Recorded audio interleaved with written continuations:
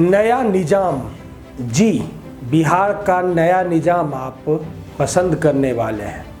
नमस्कार, मैं उमाशंकर सिंह। बिहार विधानसभा 2020 को देखते हुए आज मैं आपके लिए लेकर आया हूं नया निज़ाम, जिसके मूल में है बिहार पे कौन करेगा राज, यानी बिहार पे राज। आज की परिस्थितियों और बिहारी खबर के चुनावी एक्सप्रेस के रिपोर्ट के आधार पर बिहारी खबर के प्रतिनिधि के तौर पर मैं उमाशंकर सिंह कह सकता हूं कि बिहार पे वही राज करेगा जो इधर का दिखे और उधर का हो जाए, और उधर का दिखे इधर का हो जाए। वैसे आप बहुत समझदार हैं, मैंने जो समझाया वो आप समझ चुके हैं। बिहार विधानसभा 2020 का बिगुल बज चुका है। सभी पार्टियों में जात पात की गोटी पर बिसात बैठाने की कोशिश हो रही है और बाहुबलियों के लिए भी पिच तैयार हो चुका है। बैटिंग और बॉलिंग भी हो रहा है। आप इसको ऐसे समझिए, बिहार की राजनीति एक नए मोड़ पे है। कौन कितना गिरेगा सब लगे होड़ में है। बैटिंग और बॉलिंग के महारथियों का स्वर्णिम समय है ये। बैटिंग और बॉलिंग किसी भी तरह की हो, सत्ता आने पर सही इनाम दिया जाएगा, इसकी तो गारंटी है। ये हमारे राज्य बिहार की दुर्भाग्य ही है, जहां रोटी कपड़ा और मकान तो दूर की कौड़ी और विकास शब्द का उपयोग सिर्फ और सिर्फ वोट बनाने और बिगाड़ने के लिए किया जा रहा है। आप इसको यूं समझिए, एक झूठी आस है ये चुनावी लोकतंत्र। हर एक वोट को आस है एक नए सवेरे की। विधानसभा की दरकती दीवारों को आस है कुछ नए चेहरों की। टूटी झोपड़ी के साए में एक आस है आशियाने की। बोझिल होती आंखों में आस है मुट्ठी भर अनाज की। खाली पड़ी हाथों को आस है कुछ काम मिल जाने की। सदियों से तड़पती भूख को आस है पेट भर जाने की। पटना की दहकती सड़कों को आस है खरपतवार वाले मकान की। बंद कमरों को आस है आबरू बन जाने की। पेट में फलते फल को आस है जिंदा पक जाने की। टूटते सपनों को आस है मुकाम मिल जाने की। सत्ता की हवाओं को आस है एक नए नेतृत्व की। दम तोड़ती व्यवस्था को आस है कुछ नए सुधार की।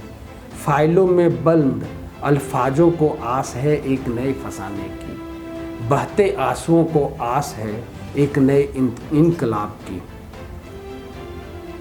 इस संविधान को आस है एक नए लिहाफ की।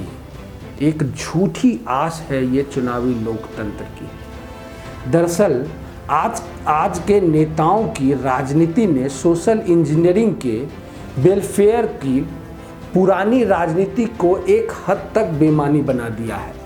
पुरानी सोशल इंजीनियरिंग का तरीका जियो और जीने दो की थी, जबकि आज की राजनीति नीतीश, लालू, कांग्रेस और बीजेपी की ही धुरी है।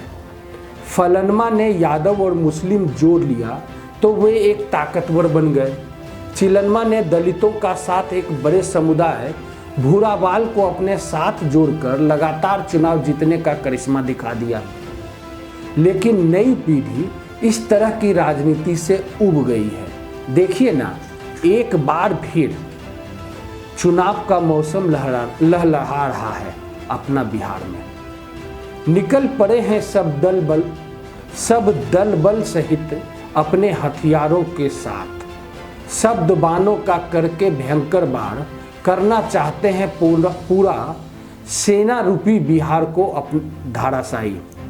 भूल कर इस सत्य को चुनाव है भाई। यहाँ साम दाम दंड भेद की नीतियां अपनाकर ही जीती जाती है चुनाव। जी हाँ, न केवल तोड़े जाएंगे दूसरे दलों के शीर्ष नेता, बल्कि जरूरी है आज के समय में मीडिया पर भी शिकंजा। जिसकी जितनी चादर होगी उतने पांव पसारेगा, मगर जिसका होगा शासन वो ही कमान संभालेगा। आज अपनी जय जयकार स्वयं करनी है और सबसे करवानी भी है। बस यही है सुशासन और यही है अच्छे दिन की चाशनी, जिसमें जनता को एक बार फिर ठगने का मौका हाथ लगा है। फिर क्या फर्क पड़ता है, बात 5 साल की है। भूल जाती है जनता, याद रहता है उसे सिर्फ अंतिम समय की किया गया काम। एन केन प्रकारेण जरूरी है आज बस चुनाव जीतना और कुर्सी हथियाना। भरोसा शब्द जो है वो टूटने के लिए ही बना है, ये सभी जानते हैं। लेकिन ऐसा भी नहीं है कि सोशल इंजीनियरिंग की अहमियत ही नहीं है। बिहार की राजनीति में सोशल इंजीनियरिंग का महत्व अभी भी है। मैं तो आज के अपने बिहार के वोटर और नेताओं को सिर्फ इतना कहूँगा कि सियासत की रंगत में ना डूबो इतना कि वीरों की शहादत भी नज़र ना आए। जरा सा याद कर लो अपने वायदे जुबान को, गर तुम्हें अपनी जुबान कहाँ याद आ जाए। नज़र वाले को हिंदू और मुसलमान दिखता है, जबकि बिहारी खबर तो अंधा है साहब, हमें तो हर शख्स में इंसान दिखता है।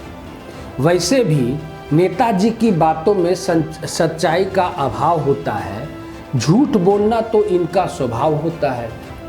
चोर, बेईमान और भ्रष्टाचार नेताओं की क्यों करते हो बात?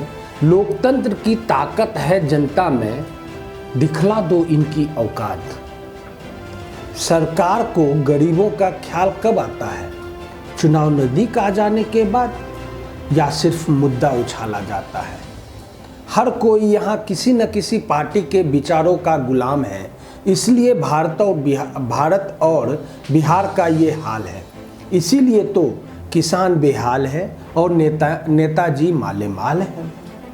जो धरा पुत्र का वध कर दे वह राजपुरुष नकारा है। जिस धरती पर किसान का रक्त गिरे उसका शासक हत्यारा है। सियासत को लहू पीने की लत है, वरना अपने बिहार में सब खैरियत ही खैरियत है। युद्धों में कभी नहीं हारे हम डरते हैं छल चंदों से। हर बार पराजय पाई है हमने अपने ही घर के जय चंदों से। मैंने कभी भी बिहार को इतना खुशहाल संपन्न नहीं देखा जितना प्राचीन और मध्यकालीन इतिहास बिहार को आर्थिक, प्रशासनिक और सांस्कृतिक रूप से संपन्न दिखाता है। कभी कभी तो मुझे इतिहास पर शक और शुबा भी होने लगता है कि आखिरकार हमारा प्रदेश कब आत्मनिर्भर, संपन्न, खुशहाल बनेगा। आखिरकार प्रदेश का चौमुखी विकास और बहुमुखी विकास कैसे और कौन करेगा? बिहार और बिहार वासियों की गरिमा और प्रतिष्ठा कब स्थापित होगी? प्रकृति ने बिहार को अपनी ओर से खूब नवाजा है। प्रकृति, संसाधन और स्रोत प्रदेश के विकास और प्रगति के लिए पर्याप्त है, मगर इच्छा शक्ति और राजनीतिक कुंठा ने बिहार को के प्रगति के मार्ग पर चलने से रोका है। इतने के बावजूद भी आपको अपना निजाम तो चुनना ही है। अब आपको सोचना है कि एक प्रतिष्ठित बिहार चाहिए या फिर वही 30 साल पुरानी और आज के 3 साल पुरानी सरकार। आप अपने निजाम को चुनिए, लेकिन नज़र कहीं और हो ताकि निजाम आपको छल न कर सके। आप हमारे फेसबुक, यूट्यूब चैनल को लाइक, सब्सक्राइब करना बिल्कुल ना भूलें। आप हमारी शक्ति हैं, आप हमें शक्ति दें तो हम आपको आपके लिए प्रेरणा स्रोत खबरें लाते रहेंगे। आज के लिए इतना ही। नमस्कार।